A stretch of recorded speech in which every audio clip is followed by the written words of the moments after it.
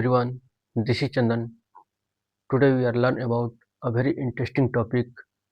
That topic is very important for English speaking point of view. Friends, पिछले video में हमने simple sentence present category number 1 के बारे में सीखा था, बट आज के वीडियो में हम लोग सिंपल सेंटेंस प्रेजेंट कैटेगरी 2 के बारे में सीखेंगे। आइए सीखते हैं। फ्रेंड्स, पहले भी हमने पिछले वीडियो में सिंपल सेंटेंस क्या होता है उसके बारे में बताया था, बट आज भी हम समझते हैं सिंपल सेंटेंस क्या होता है। सिंपल सेंटेंस का मतलब होता है इस सेंटेंस में सब्जेक्ट के द्वारा किसी काम या क्रिया को करता हुआ नहीं बताया गया, बल्कि सब्जेक्ट के अवस्था या क्वालिटी के बारे में बताया गया है कि सब्जेक्ट किस अवस्था में है या सब्जेक्ट की क्वालिटी क्या है। सिंपल सेंटेंस प्रेजेंट कैटेगरी 2 की पहचान होती है। इस सेंटेंस की पहचान होती है पास है, में है, के अंदर है या भाई बहन है।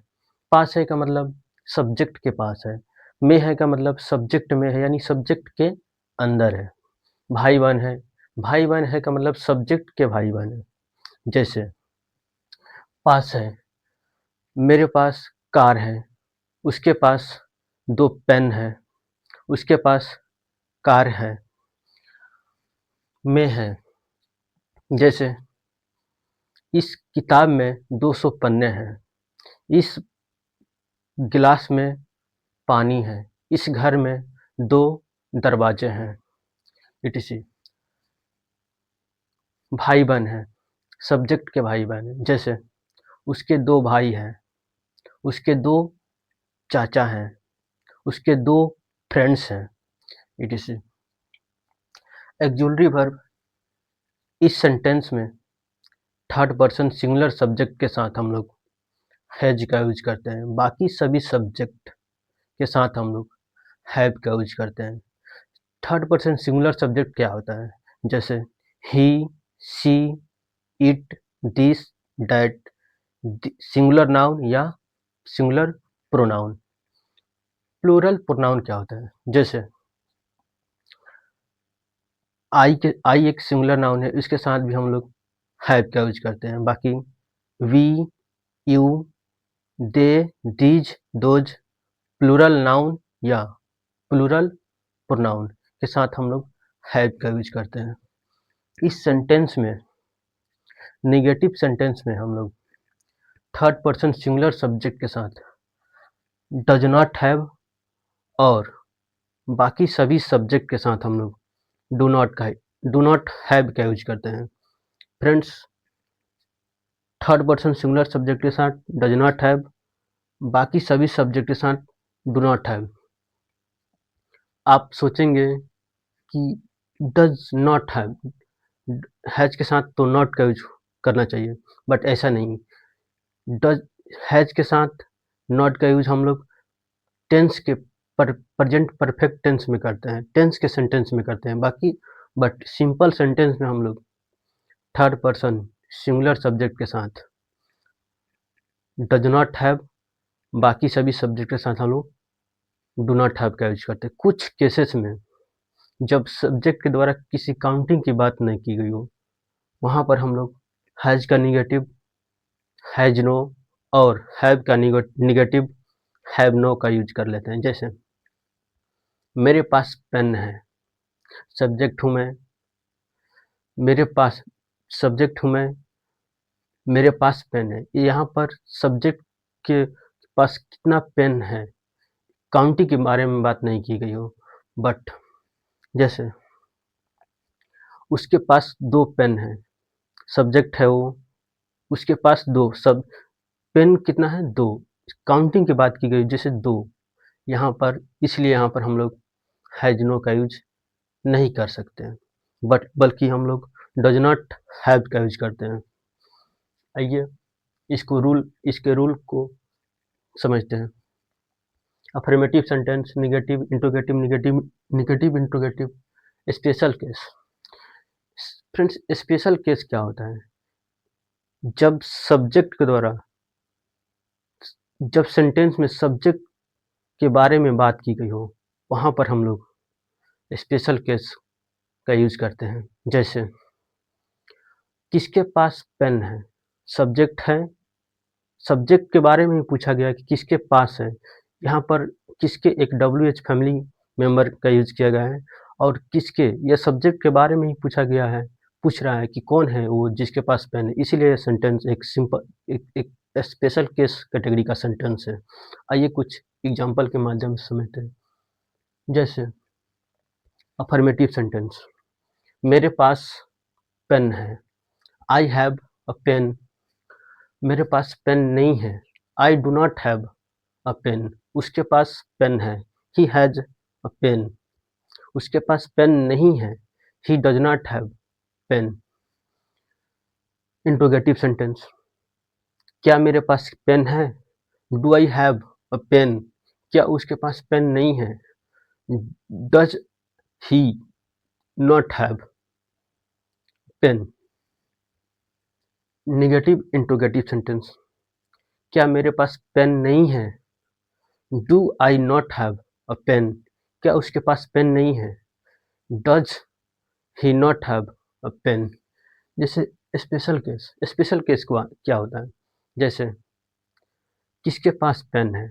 सब्जेक्ट है, सब्जेक्ट के बारे में पूछा गया कि किसके पास पेन है। जिसके पास पेन है वही तो मेरा सब्जेक्ट है, बल्कि इसलिए यह सेंटेंस एक स्पेशल केस कैटेगरी का सेंटेंस है। इसको हम कैसे बनेंगे? जिसे किसके पास पेन है। Who has a pen. किसके पास पेन नहीं है? जिसके पास पेन नहीं है वही तो मेरा सब्जेक्ट है। इस जब जब सेंटेंस में एक सिंगुलर नाउन की तरह ट्रीट किया गया, वहाँ पर हम लोग डज नॉट हैव का यूज करते हैं। बाकी जब प्लूरल की बात का सेंस आए, वहाँ पर हम लोग डू नॉट हैव का यूज करेंगे। जैसे उसके पास पेन नहीं है। He does not have pen. किसके पास पेन नहीं है? Who does not have pen. आइए कुछ एग्जाम्पल के माध्यम से समझते हैं। मूव करते हैं नेक्स्ट स्लाइड में। जैसे मेरे पास पैसे हैं। मेरे पास पैसे हैं, यह एक अफर्मेटिव सेंटेंस है, इसलिए यहाँ पर एक अफर्मेटिव सेंटेंस का रूल लगेगा। जैसे मेरे पास पैसे हैं, सब्जेक्ट है मेरे, और मेरे के लिए आप माई का प्रयोग करने के लिए सोचेंगे, बट ऐसा नहीं है। जब भी सेंटेंस में पास है, में है, के अंदर है का सेंस आए, वहाँ पर सब्जेक्ट से अपने आप से पूछना है कौन है वो जिसके पास पैसे हैं। जैसे उसके पास पैसे हैं, कौन है वो जिसके पास पैसे हैं? ओ। तो उस ओ के लिए वह, उस वह के लिए ही का प्रयोग करेंगे, न कि दे का। इसी तरह जैसे मेरे पास पैसे हैं, कौन है वो जिसके पास पैसे हैं? तो इसका आंसर आएगा मैं, यानी आई। तो आई होगा न कि माई। यहाँ पर आई का प्रयोग करेंगे। जैसे मेरे पास पैसे हैं, सब्जेक्ट है आई हैव मनी। मेरे पास पैसे नहीं हैं, यह इसमें एक नेगेटिव सेंटेंस का रूल लगेगा। जैसे subject does not have, do not have plus object. Subject है मेरे, यानी आई। यहाँ पर डू का प्रयोग करेंगे, डू नॉट हैव का प्रयोग करेंगे, क्योंकि यह एक फर्स्ट पर्सन सिंगुलर प्रोनाउन है। जैसे मेरे पास पैसे नहीं हैं, आई डू नॉट हैव मनी। क्या मेरे पास पैसे हैं? यहाँ पर ध्यान दीजिएगा, क्या मेरे पास पैसे हैं। यहाँ जिस भी इंट्रोगेटिव सेंटेंस का आंसर आप यस या नो में दे सकते हैं, वहाँ पर हम लोग WH फैमिली मेंबर का यूज कभी नहीं करेंगे। जिस भी सेंटेंस के में, जिस भी इंट्रोगेटिव सेंटेंस में का आंसर आप यस या नो में नहीं दे सकते हैं, बल्कि आपको कुछ बताना पड़े, वहाँ पर हम लोग WH फैमिली मेंबर का यूज करते हैं। इस सेंटेंस में क्या मेरे पास पैसे हैं, इसका आंसर आप यस या नो में दे सकते हैं, इसलिए यहाँ पर WH फैमिली मेंबर का यूज नहीं होगा। जैसे क्या मेरे पास पैसे हैं, डू आई हैव मनी, मेरे पास कितने पैसे हैं, हाउ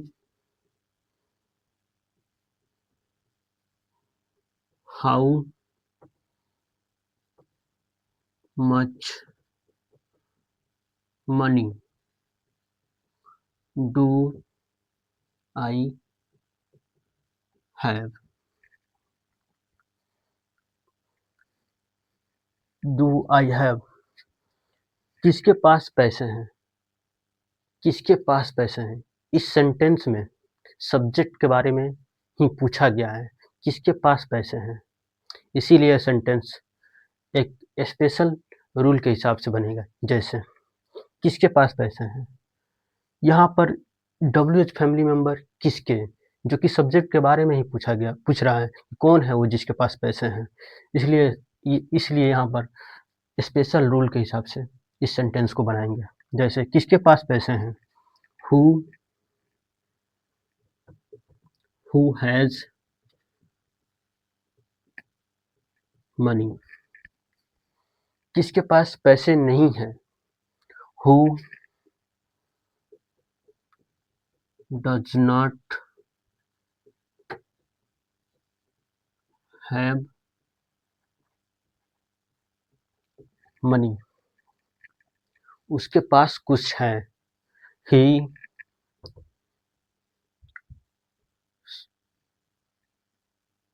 डज, उसके पास कुछ है, ही डज हैव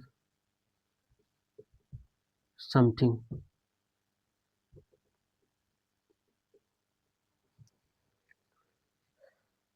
उसके पास कुछ नहीं है,